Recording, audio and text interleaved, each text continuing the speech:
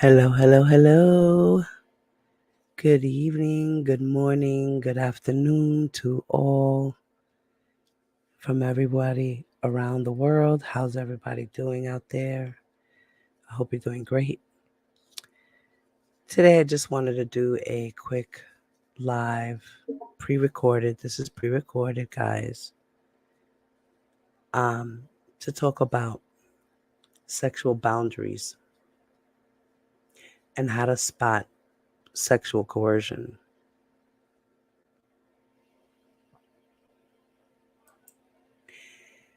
As we know, we're all into this R. Kelly case, and we are learning a lot about this case and laws and words and things that have happened along the way. We've all witnessed the trial, we've read the transcripts, we've gone through documents. And now I need people to understand how sexual coercion works. So we're going to talk about sexual boundaries and how to spot sexual coercion. So if you've ever gone along with sexual activity but didn't really want to, right? You may have been sexually coerced. Now, sexual coercion is using pressure or influence to get someone to agree to sex. Now, people can knowingly coerce others into sex, such as learning manipulative pickup artist strategies, right?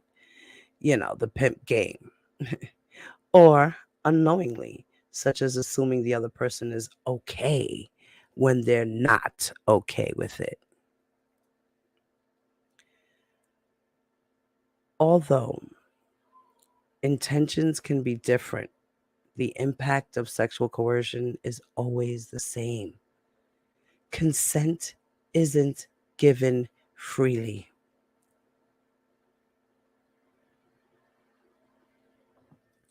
To stay safe, I want you guys out there to check out these warning signs of sexual coercion. Remember, how far you want to take physical intimacy is always up to you. Whether you're with your partner, your crush, your 3 a.m. hookup buddy, or someone you just met at the bar, right? Now, there's a form of coercion that they call repeated attempts, right?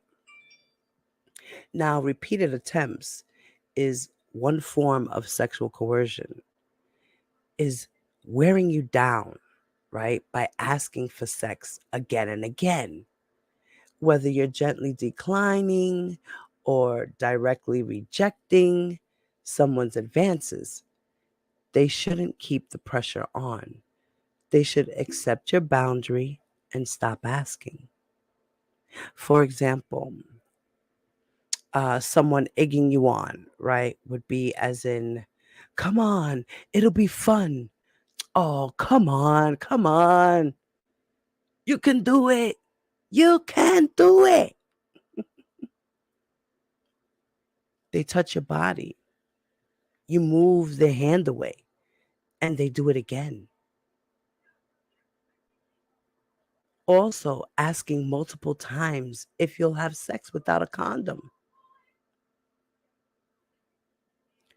People who are being pressured like this might give in just to end the coercion itself, but that's not freely giving consent. And that happens a lot. That's where I call mercy sex. When you just like give in because you're just tired of the same thing over and over and over again, and you keep saying no in the nicest way possible, and they keep on and on and on. Then there's a form of coercion where they call sudden moves, right? So, passionate first hookups in movies, right, often move swiftly from kissing to sex, right? It's in the movies, right? They show you that in the movies. But it's rare for two strangers to be on the same page so much that they don't have to check in with each other, right? So, in fact, it's a form of coercion if someone you don't know very well starts touching you unexpectedly or starts taking off your clothes without giving you a chance to consent. These types of actions can push you into a situation you're not ready for. And a lot of this had happened with these girls with R. Kelly. They were pushed into situations they weren't ready for. So R. Kelly would make these sudden moves, right? And here's examples of that. It would be showing you porn without warning. He's done that. Check. Quickly getting in your personal space. He's done that. Taking their clothes off and setting the expectation that you'll get naked too, right? Another form of sudden moves would be saying, I'm about to come. Quick, do this sexual act, right? Like R. Kelly did with Jane Doe number 5. Also, bringing another person into your sexual space without asking. Putting on a condom without asking if you want to have sex. Setting the expectation that you'll have sex. These sudden moves also include moving your body into a position where you can't give consent, such as turning you around so you can't see your genital area, and then touching you in a way you wouldn't have consented to if you'd been able to see it coming. And there's also manipulation. Have you ever felt tricked into having sex, or that it was easier to acquiesce to sex than risk upsetting the other person, right? Know that it's not your fault, okay? Manipulators create imbalances of power and exploit other people's penchant for people pleasing. So, forms of manipulation would be to guilt tripping you, right? If someone complains when you set a sexual boundary, it can be a way of guilting you into sex. They do things like, if you really loved me, you'd do it. Or, but it's been so long since I've been with someone. Or, what? Do you think I'm ugly? That's guilt tripping you into having sex. Then there's shaming or punishing you. They would do it in a way of insulting your sexual performance in one area to either get you to do it again or perform a different sexual act. Also, they do withholding affection with the aim of getting you to drop a boundary, right? Also, saying they won't give you something they promised you unless you have sex. So, these are types of shaming and punishing you. It's a form of coercion.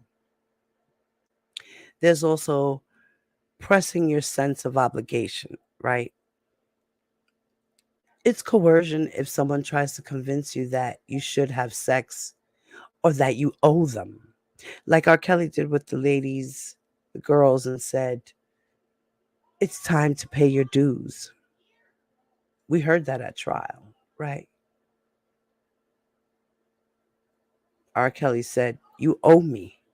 That's a form of coercion. Or They say things like, "You're my girlfriend." Girlfriends are supposed to have sex with their partners. Or they say, "You're such a tease. I'm going to get blue balls if I don't come." Or they say, "We've already done it before. What's your problem?"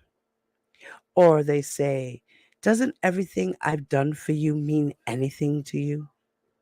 These are forms of pressing your sense of obligation.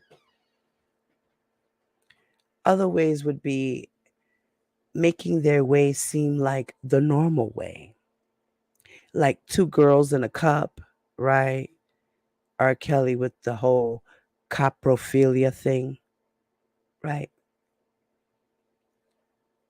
So making their way seem like the normal way. Nobody should gaslight you or make you feel weird for wanting something different than they do. If someone is normalizing how they think and making your reality out to be wrong, it can be coercion. For example, they say, "I know you better than you know yourself, and I know you want this sexual act," right? Let's just say, and he says, "I know you want this dick," or "I know you want me to eat that pussy," things like this, right? Or they say, "We're sexual people. It's just the natural thing to do. It's natural to want to put feces on your face and smear it on your body and pee on me and me pee on you. And let's do this together. It's the natural thing to do." This is what people are doing these days. That's a form of coercion. Another way would be most people have sex when they've been hanging out as long as we have. That's another way of coercing you into having sex. Then there's love bombing. Love bombing. Now, this form of sexual coercion includes extreme compliments and big promises if you get sexual. Like R. Kelly promised some of these girls they would be stars. They would be in videos. They would be working for him and this and that. And you'll be my number one girl. And we're going to get married and we're going to have kids and all these things, right? These are promises. I'll give you your weekly allowance, this, that, and the third. Here's $5,000 for you. Go Christmas shopping. Get your family some things, right? These are things that R. Kelly did according to the trial transcripts, right? And what we know. For example, someone says to you, the guy comes over and he's like, "I know we just met, but I feel like I love you. I need to make love to you now." Or he says, "You're the sexiest person I've ever seen. If we were having sex, I would buy you presents all the time." That's forms of coercion. That's love bombing. Another way to coerce a person to sex is pushing substances, right? Like alcohol or drugs to get your guard down. Perk up your ears if you hear things like this. "Come on, have another drink. I like someone who can keep up with me when I'm partying." Or, "Oh, I don't want anybody to think you're young, so have this drink." Because that's what adults do. We drink and party. You want to be an adult, you want to be down, you got to drink. Show me that you can hang. You're only 16, but, look like you're 19 and act like you're 21. You know, these types of things.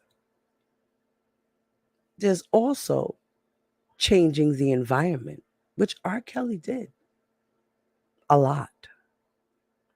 This coercive tactic involves unexpectedly moving you from a known safe place with exit access to a more isolated place. Changing the environment can be the first step towards physically manipulating you into sex. Literally moving your body to a place where it's more difficult for you to resist. So, like R. Kelly would take the girls from the house to the hotels to the house, and things like that.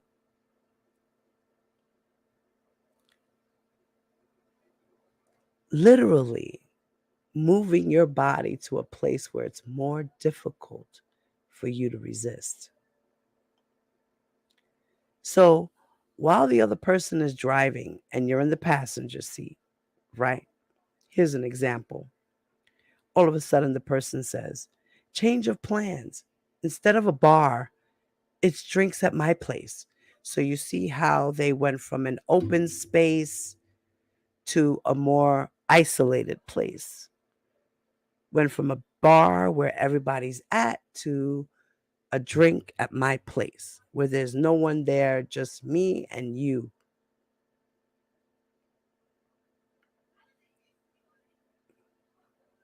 Or, say, for instance, while at a bar, the person goes, it's too loud. Let's go somewhere quieter. And then grabbing you by your hand and leading you out to the car. That's trying to change your environment so that you get to an uncomfortable, safe place to where you feel like you're forced to have sex. There's no other choice. You can't get out. You got to do this.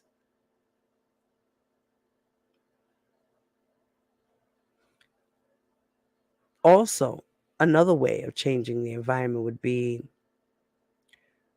while you're in your partner or in your date's living room, right? And they say, my couch isn't comfortable. We should finish the movie in the bed. And then going straight to the bedroom without checking in. Now, perpetrators who get you to a private place might take things further with more sexual coercive tactics. There's this thing called up negotiation, right? Which is consenting to an act, to a sex act, is just that, right? Consent for one action. But sexual coercion usually isn't an isolated incident, and it can increase over time. That can look like an up negotiation. So, getting you to agree to one sexual act and then upping the ante, right? For example, pressuring you to go from a couch to a bed, then pressuring you to go from being clothed to being unclothed. Also, another example would be quickly taking off your clothes and then saying, you might as well have sex because now you're naked and there's really no other choice in the matter. So you were just sexually coerced. Also, threats. Now, when you're too afraid to say no, there's usually a direct or indirect threat involved. Now, you may have a vague fear of consequences from turning the other person down, or they may say something like this: if you don't do it, I'll find someone who will. Or, it's cool if you don't want to do it, I'll just be forced to break up with you. Or, if you don't do it, I'll share private things about you and private photos of you. These are forms of threats to use this tactic to coerce you into having sex with them. Now, if you've been coerced, don't blame yourself.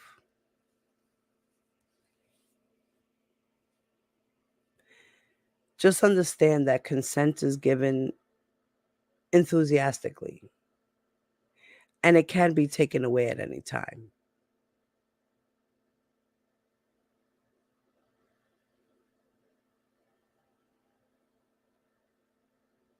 Now, if you do feel enthusiastic about sex, great. Enjoy it. And just remember, always trust your instincts. If you feel uncomfortable at any time, speak up and slow down. You know, if you said yes, like in a situation where you're like, okay, you know, when you actually didn't want to, just know that it's not your fault. You've been coerced into it. And just remember, you should always talk to a friend, you know, so that you can process your feelings sometimes when these things happen. Because at the end of the day, you were coerced into having sex, and that's sexual assault. That is a form of the R word. It's a form. It's a form of it.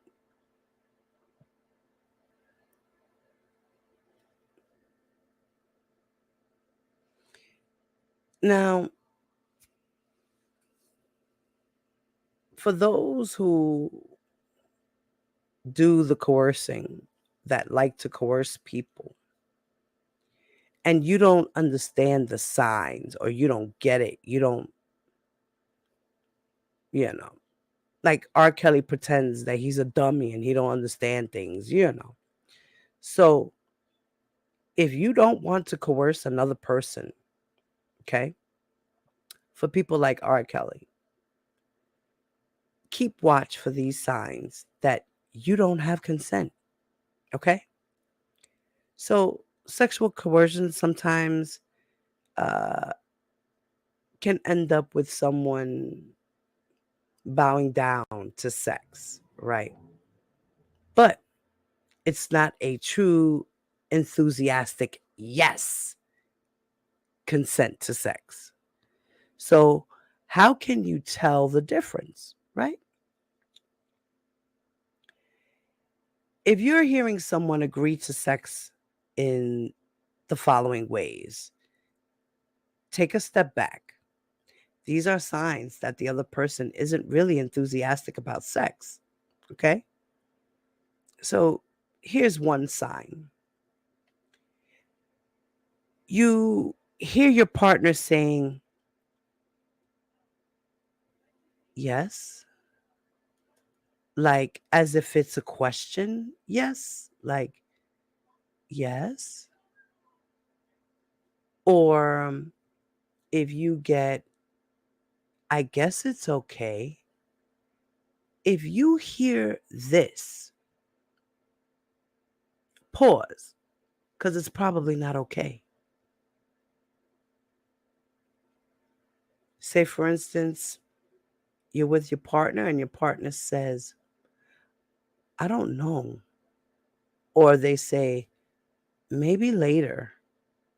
Take this as a polite no. That is not an invitation to try again. No means no.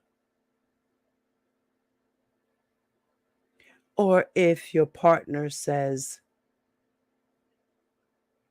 just a little, or okay, but just a bit, this reflects discomfort with what's happening. So, therefore, the person doesn't want to have sex.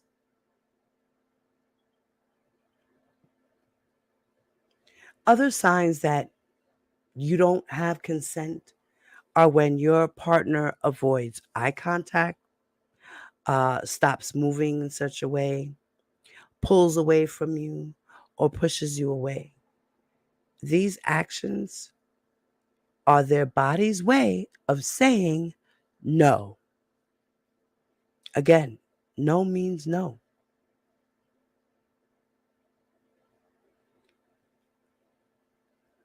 Now, I hope everybody learned a lesson today about sexual boundaries and how to spot sexual coercion. Please do me the favor. Let me know what you think about this in the comment section below. Can you relate to ever being sexually coerced? Let me know in the comment section, guys. Don't forget to hit that like button on your way out. If you're not subscribed to the channel, please subscribe to the channel. Make sure you put the notification button on all so you can get your girl Diva Divine Lights videos as I upload them. And thank you for stopping by, guys. Remember to leave your comments in the comment section below and let me know what you think. Talk to me out there. All right, guys? And you know, your girl Diva Divine Light is out. Peace. You are watching Diva Divine Light. You can fuck with me if these is red bottoms, these is bloody shoes. Hit the scoop, I can get them both. I don't want tools, and I'm quick. Cut every nigga off, so don't get comfortable. Look, I don't dance now, I make money move. Now I gotta dance, I make money move. If I see you now, that means I don't fuck with you. I'm a boss, you a worker, bitch. I make bloody move. Now she say, gon' do what a hoop. Let's find out if we Cardi B. You know where I'm at, you know where I be. Just a party, I'm there, I can play. I be in and out the game so much